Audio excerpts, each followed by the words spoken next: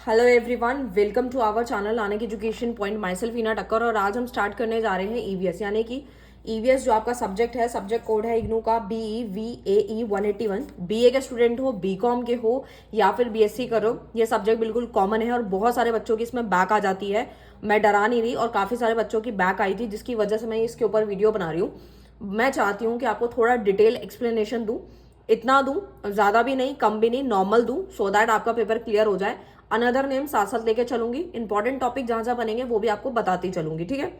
तो इसको आज हम यहाँ से जो है फ्लो चार्ट की मदद से, शॉर्ट समरी की मदद से पढ़ेंगे। फर्स्ट यूनिट मैंने कंप्लीट कराया था अपने नोट्स में से, एंड सेकेंड यूनिट जो है ऐसे आप लोगों को करवा रही हूँ मैं। नोट्स वगैरह बिल्कुल इसके रेडी है, अगर आपको चाहिए तो आप वो ले सकते हो, ठीक है। तो आप फटाफट स्टार्ट करते हैं। इकोसिस्टम एक्चुअल में होता क्या है बेसिकली।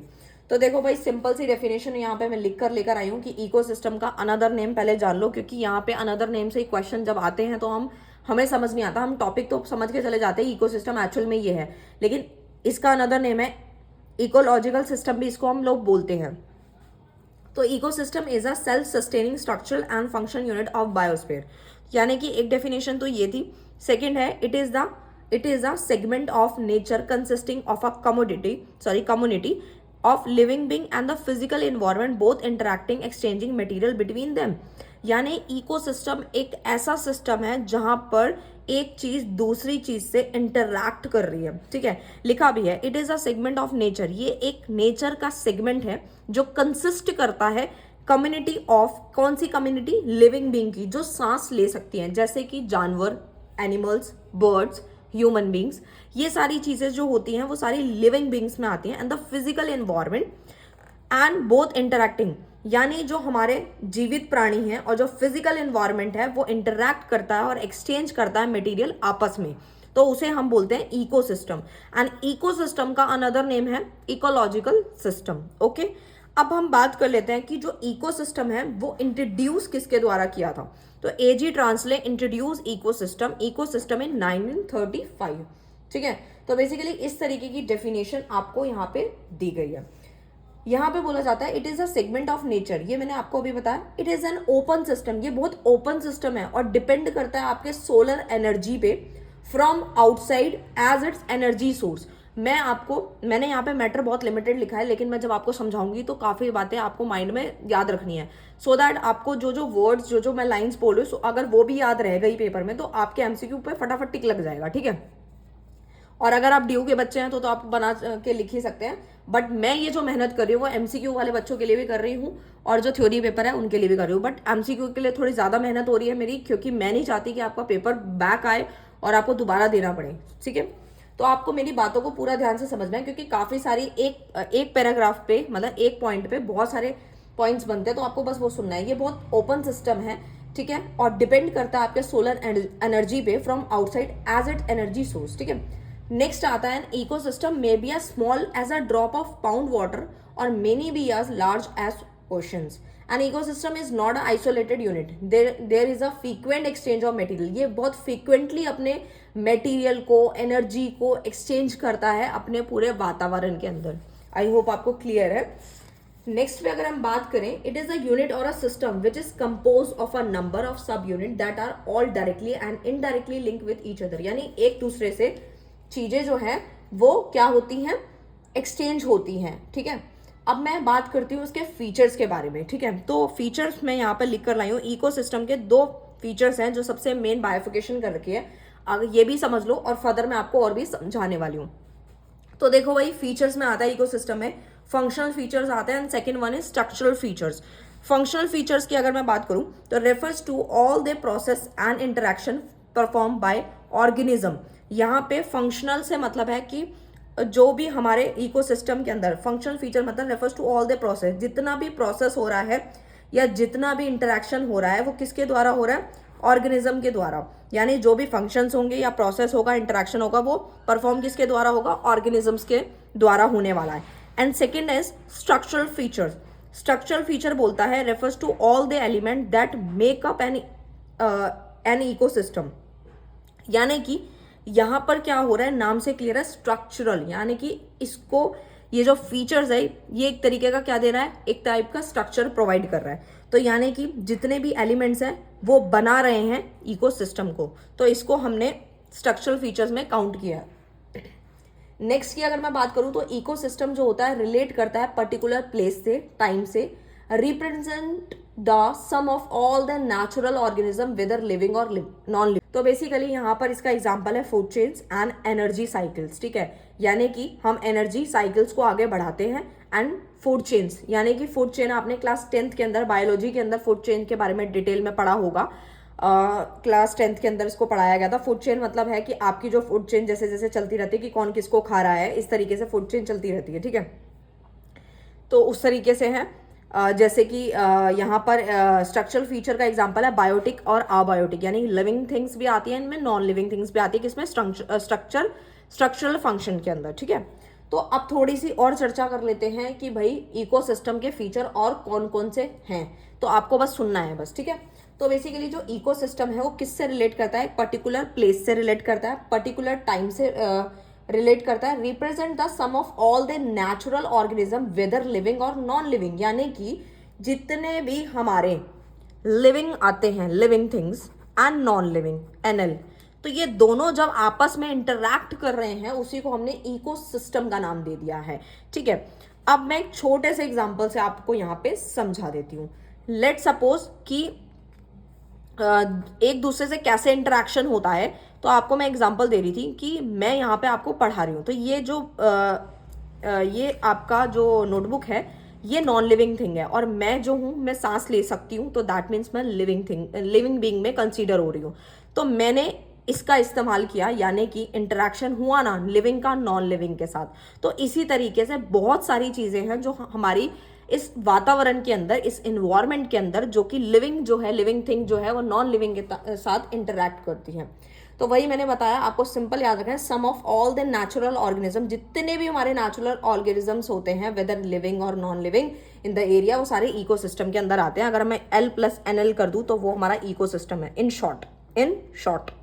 तो आपको याद रखना है। नेक्स्ट आता है the organisation of ecosystem include 3 factor, यानी जो हमारी ऑर्गेनाइजेशन है, जो हमारी संस्था है इकोसिस्टम की, वो क्या क्या इंक्लूड करती है। तो मैं आपको बताना चाहती हूँ वो 3 चीजें इंक्लूड करती है। सबसे पहला एनर्जी फैक्टर, ठीक है, एनर्जी फैक्टर्स आपको बस समझना है। एनर्जी फैक्टर करती है, बायोटिक फैक्टर्स करती है एंड अबायोटिक फैक्टर्स करती है। 2 मैंने अभी बता दिए थे। बायोटिक मतलब होता है living, abiotic means non living, energy factor अभी बताया।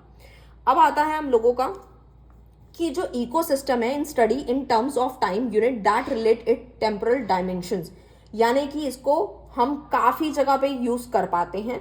And the whole ecosystem is undertake from the energy, different type में इसको यूज होता है, but the solar energy is the most important. तो यहां से क्वेश्चन बन सकता है, तो आप इस पॉइंट को जरूर याद रखना, ठीक है। अब आते हैं हम कंपोनेंट ऑफ इकोसिस्टम के ऊपर, वही वाली चीज है, बस थोड़ा बाइफिकेशन करी है। तो इकोसिस्टम के कंपोनेंट्स कौन से हैं, तो देखो भाई सिंपल बात है यहाँ पर, abiotic component and biotic.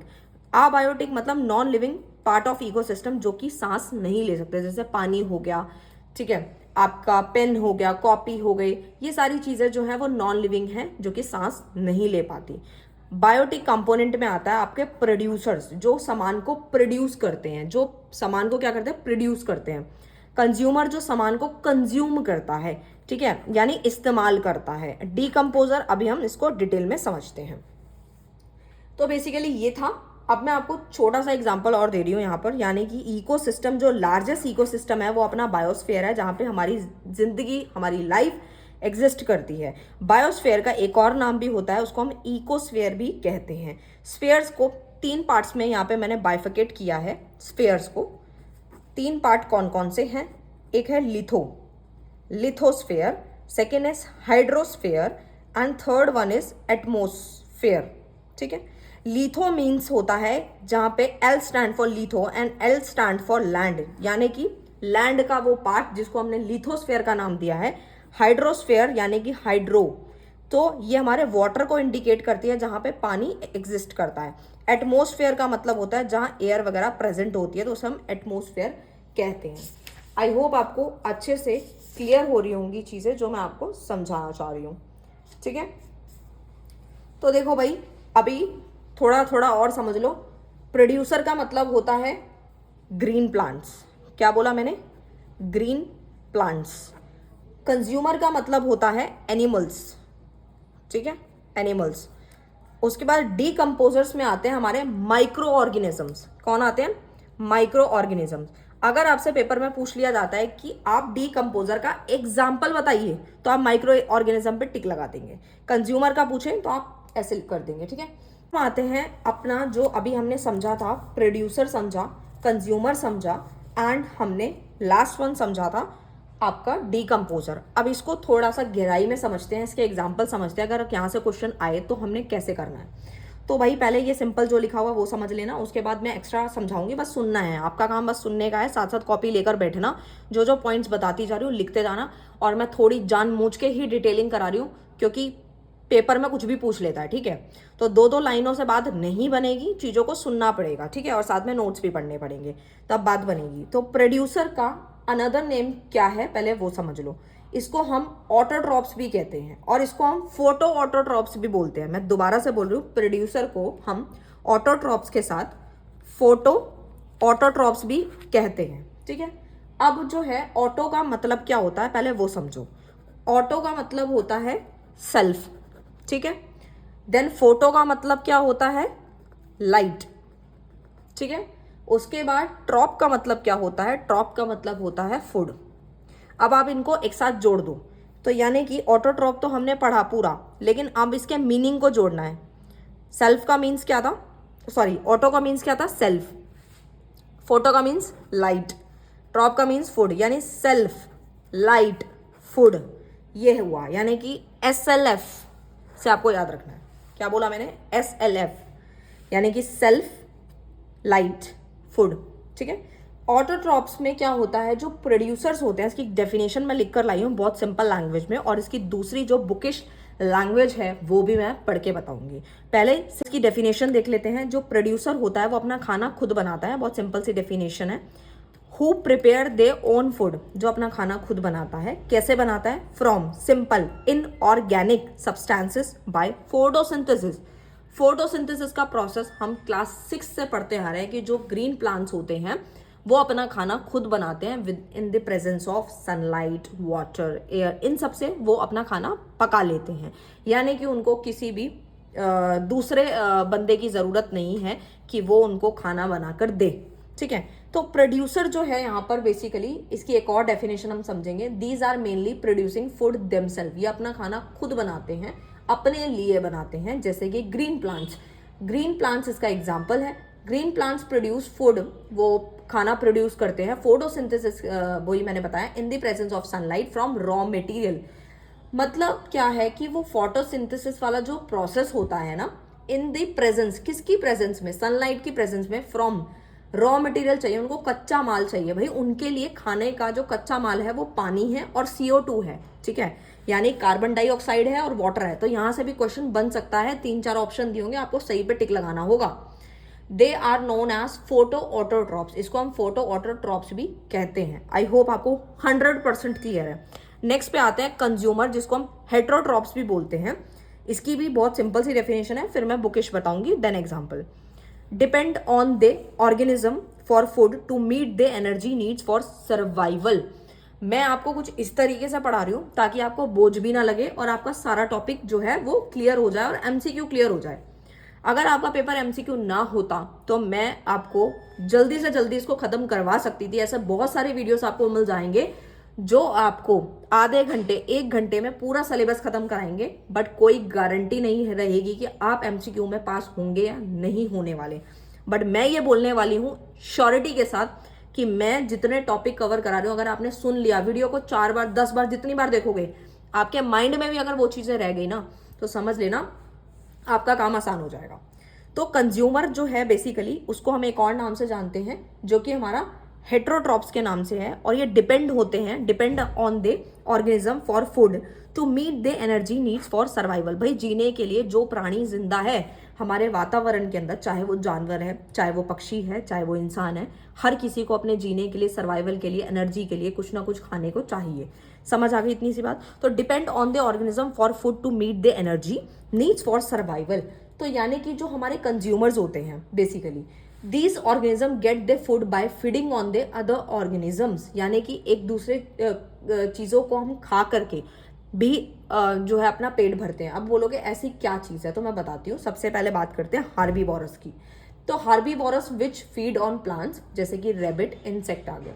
Carnivorous में आता है which feed on herbivorous as secondary carnivorous, जैसे कि फ्रॉग, स्मॉल फिश, ये सारे एग्जाम्पल्स हैं। ऑमनीवोरस में कौन होता है, विच फीड, जो प्लांट भी खाते हैं और जानवर को भी खा लेते हैं, तो वो ऑमनीवोरस होते हैं। जैसे कि इंसान जानवर को खा लेता है, मीट वगैरह, फिश वगैरह सब खा लेता है। रैट्स है, मैनी बर्ड्स है, ठीक है। तो एक जानवर दूसरे को भी खा रहा है, इंसान जानवर को भी खा रहा है, तो ये चल रहा है, तो ये ऑमनीवोरस है, जो कि प्लांट और एनिमल दोनों को फीड करते हैं, ठीक है।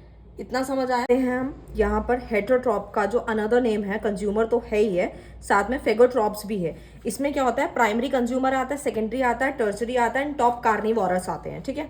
तो इसको थोड़ा सा अब आते हैं डीकम्पोजर्स पे। तो डीकम्पोजर का मतलब होता है these are micro organism which break down, जो कि ब्रेक डाउन करते हैं ऑर्गेनिक मैटर को, किसमें, इनऑर्गेनिक कंपाउंड में, ठीक है। In the process they derive their nutrition, they play a very important role in converting the essential nutrient from unavailable organic from to free organic form that is available for use by plant, जैसे कि bacteria और fungi. अब मैं इसका एक छोटा सा example लेती हूँ, ठीक है। जैसे कि मान लीजिए कोई भी एनिमल वगैरह या किसी की लाइफ साइकिल जो है वो एंड हो जाती है और डेड बॉडी रह जाती है, तो डेड बॉडी को खाने वाले भी लोग आगे हैं, ठीक है, उसको आगे भी लाइफ चलाएंगे। तो यानी जो कंज्यूमर है और जो प्रोड्यूसर है वो कंप्लीट कर लेता है लाइफ साइकिल्स को, सो दैट जो बच जाता है उनको भी खाने के लिए लोग हैं, जो कि क्या है, फंगी, बैक्टीरिया, ये सब चीजें आती हैं। आई होप आपको क्लियर है। अब आते हैं ट्रॉपिक लेवल पे, कि ट्रॉपिक लेवल को हम फूड लेवल भी बोलते हैं। इसमें क्या होता है, जो भी हमारे ऑर्गेनिजम्स होते हैं गेट दे फूड, उनको फूड मिलता है कहाँ से, पौधों से, डायरेक्टली या इनडायरेक्टली, तो हम ट्रॉपिक लेवल कहते हैं। They get the food in different steps और लेवल, डिफरेंट स्टेप से या डिफरेंट लेवल से, तो उनको हम यहाँ पे ट्रॉपिक और फूड लेवल कहते हैं। नेक्स्ट आता है आपका फूड चेन, ठीक है। तो फूड चेन का डेफिनेशन मैं यहाँ लिख कर लेकर आई हूँ। अब food chain is a simplified way of showing the food relationship between plants and animal, ठीक है। जैसे मैंने यहाँ पे एग्जाम्पल लिया, जैसे ग्रास को कौन खाएगा, काऊ खाएगी, काऊ को कौन खाएगा, ह्यूमंस खा लेंगे। ये क्या है, फूड चेन है। जैसे बहुत सारी फूड चेन्स चलती है, डायग्राम की मदद से समझाने वाली वो भी, ठीक है। तो इस तरीके से चलता है। नेक्स्ट देख लेते हैं, जैसे कि एक और एग्जांपल है, ग्रास को कौन खाएगा, डियर, डियर को कौन खाएगा, लायन खाएगा। तो ऐसे इनकी फूड चेन चलती रहती है, जो एक दूसरे पे निर्भर होती है। फूड चेन के टाइप्स क्या हैं, ग्रेजिंग फूड चेन होती है, ठीक है। पैरासिटिक फर्स्ट वाला जो आता है, थर्ड वाला, वो आता है डिट्राइसिस फूड चेन, ठीक है। तो बेसिकली यहाँ पे ग्रेजिंग में क्या होता है, स्टार्ट फ्रॉम ग्रीन प्लांट्स, ये बेसिकली ग्रीन प्लांट से स्टार्ट होते हैं। जैसे इसका एग्जाम्पल है ग्रास हॉपर, ठीक है। जैसे ग्रास है, तो ग्रास को किसने खाया, ग्रास हॉपर ने खाया। ग्रास हॉपर को किसने खाया, फ्रॉग ने खाया। फ्रॉग को किसने खाया, स्नेक ने खाया। तो बेसिकली ये हार्बीवोरस से बिलोंग करते हैं, ठीक है। आई होप आपको क्लियर होगा अच्छे से। नेक्स्ट आता है बेसिकली यहाँ पर डिट्राइसिस, ठीक है। इसमें क्या होता है आपका, जो कि begins with dead organism, organic matter से ये बिगिन करते हैं। जैसे कि डिट्राइसिस जो होता है वो अपनी चेन चला रहा है बैक्टीरिया फंगी से, और देन आगे चेन चल रही है बर्ड से, ठीक है। तो ये होता है डीकम्पोजिंग फूड होता है, ठीक है। जैसे मैंने अभी आपको एग्जांपल से भी समझाया था। पैरासिटिक फूड चेन में क्या होता है, ये हमारे स्टार्ट होते हैं प्लांट से, जैसे प्रोड्यूसर के बाद हार्बीवोरस, देन इसके बाद आता है पैरासाइट ऑर्गेनिजम्स। यानी कि एक छोटे से एग्जांपल से, अब यहाँ पे है डेड बॉडी, अब डेड बॉडी को खाने के लिए भी ऑर्गेनिज्म है, छोटे छोटे टुकड़ों में बटेगा और ये खा जाएंगे, ठीक है। तो इस तरीके से चेन चल रही है। नेक्स्ट पे आ जाते हैं न्यूट्रिएंट साइकिल पे, ठीक है। तो न्यूट्रिएंट साइकिल हम इसको एक बार समझ लेते हैं। तो न्यूट्रिएंट साइकिल क्या बोलती है, we all know that living organism such as animal, plants require different chemical elements, यानी जितने भी हमारे जानवर हैं या पौधे हैं, ठीक है, ये एक तरीके के क्या है, लिविंग ऑर्गेनिज्म है, जीवित हैं, जो कि जिनको जरूरत होती है कुछ डिफरेंट केमिकल एलिमेंट्स की। जैसे plant take up these element either as a carbon dioxide, as in the case of carbon or ions from the soil. Once inside of plant, these are involved in various chemical reactions and finally connected into organic substance which from plant cell and tissues, ठीक है। तो देखो भाई, समझ नहीं आया तो इसको एक छोटे से डेफिनेशन से समझो। कि भाई न्यूट्रिएंट साइकिल है क्या, नाम से ही समझ में आ रहा है। The nutrient cycle is a system where energy transfer between non living parts and living part, यानी जो नॉन लिविंग पार्ट्स होते हैं उससे लिविंग पार्ट में जो ट्रांसफर हो रहा है तो उसे हम बोलते क्या है, न्यूट्रिएंट साइकिल बोलते हैं। ऑफ एनवायरमेंट कह लो या न्यूट्रिएंट साइकिल बोल लो, तो ये होता है। अब आप सोचोगे ये क्या है, तो एक छोटे से एग्जांपल से मान लो ये पेड़ है, ठीक है। पेड़ क्या करता है, ठीक है, पेड़ जैसे इंसान क्या करता है, इंसान के साथ क्या होता है कि वो ऑक्सीजन को लेता है और CO2 को रिलीज करता है। और पौधे के साथ उल्टा होता है कि पौधा क्या करता है, प्लांट्स क्या करते हैं, उनको CO2 चाहिए, ठीक है, CO2 चाहिए एंड ऑक्सीजन वो रिलीज करते हैं। लेकिन अगर हम वो खाने बनाने की बात करें तो उनको क्या चाहिए, तो भाई सुबह के टाइम की अगर मॉर्निंग की बात करें तो दिन के टाइम की बात करें तो वो CO2 क्या करते हैं, ऑब्टेन करते हैं और ऑक्सीजन रिलीज। लेकिन रात को फिर वही फर्दर प्रोसेस चलता रहता है कि CO2 रिलीज करा, फिर वो एनवायरनमेंट में आ गई, तो इस तरीके से प्रोसेस चलता रहता है।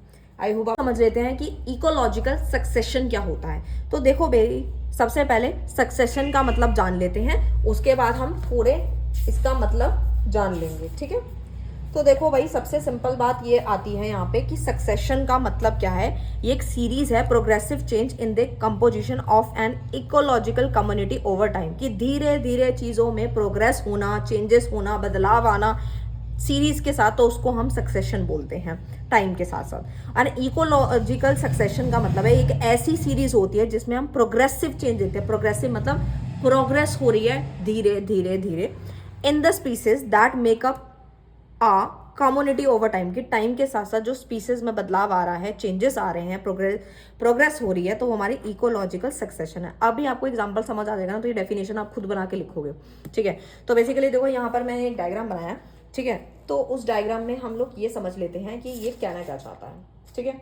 तो भाई एक डायग्राम यहाँ पे बुक की मदद से मैं ये बना हुआ है, इसको समझ लो। अगर ये समझ गए तो सारा काम हो जाएगा, ठीक है। तो भाई देखो यहाँ पे जैसे कि ये बेयर रॉक है, ठीक है, उसके बाद आपका लिंचेस है, ठीक है, फिर देन आपके स्मॉल एनुअल प्लांट्स हैं, लिंचेस हैं, फिर आपके हर्ब्स हैं, देन ग्रास है, देन आपकी बड़े बड़े पौधे हैं। तो वही मैंने यहाँ बनाया कि पहले क्या हुआ करता था, रॉक्स वगैरह होती थी, फिर धीरे धीरे लिंचेस हुए, ठीक है, फिर धीरे धीरे स्मॉल प्लांट्स देखने को मिले, छोटे छोटे छोटे छोटे ग्रास उगती गई, पानी थोड़ा थोड़ा गिरा, ये ऐसे उगती गई, फिर थोड़े छोटे छोटे पौधे, फिर और बड़े, फिर और बड़े, फिर और बढ़ गए।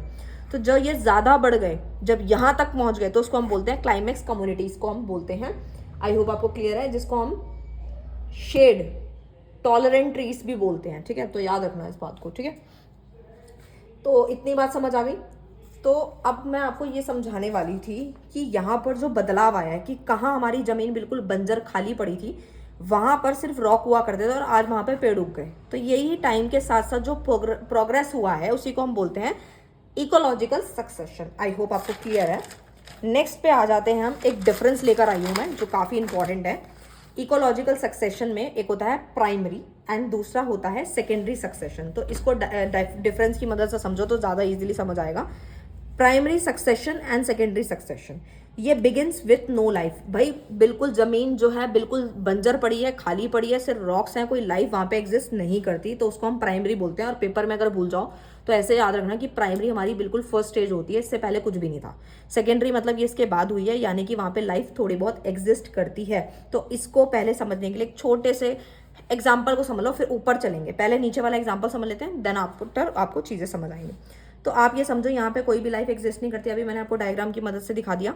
और सेकेंडरी में क्या होता है, लाइफ एग्जिस्ट करती है, लेकिन एक टाइम बाद आके कोई बाढ़ आ जाती है, अर्थक्वेक आ जाता है, भूकंप, बाढ़, कुछ भी आ जाता है, लाइफ खत्म हो जाती है, फिर दोबारा से स्टार्ट होती है। तो उसको हम बोलते हैं सेकेंडरी सक्सेशन, ठीक है। यानी लाइफ पहले एग्जिस्ट करती थी यहाँ पर, और यहाँ पे बिल्कुल नहीं करती थी। इतना समझ आया। प्राइमरी में क्या था, begin with no life, follow removal of existing bio आता है। यहाँ पे कोई भी सॉइल प्रेजेंट नहीं होती, लेकिन यहाँ पे ऑलरेडी प्रेजेंट होती है सॉइल, ठीक है। ये न्यू एरिया में कंसीडर होता है, ये ओल्ड एरिया में होता है, क्योंकि लाइफ पहले से एग्जिस्ट कर रही थी। फॉर एग्जाम्पल यहाँ पे बेयर रॉक है, कोल्ड लावा है, ठंडा लावा है, ये सारे इसके एग्जाम्पल्स हैं। एंड सेकेंडरी में आता है जैसे पेड़ वेड़ कट गए, आग वाग लग गई, ये सब हुआ, ठीक है, सत्यानाश हो गया था थोड़ा सा, तो वो आपको सेकेंडरी से याद रखना है। बायोमास यहाँ पे लो होती है, यहाँ पे हायर होती है, और यहाँ पे इसको क्रिएट करने के लिए कितने साल लगते हैं, 1000 साल या उससे ज़्यादा लग जाते हैं। इसको टाइम कम लगता है क्योंकि यहाँ पे पहले एग्जिस्टेंस थी, तो उतना टाइम नहीं लगता जितना प्राइमरी में लगता है, यानी कि 50 से 200 साल के बीच यहाँ पर लग जाता है। आई होप आपको क्लियर होगा इतना डिफरेंस। नेक्स्ट पे आते हैं टाइप ऑफ इकोसिस्टम।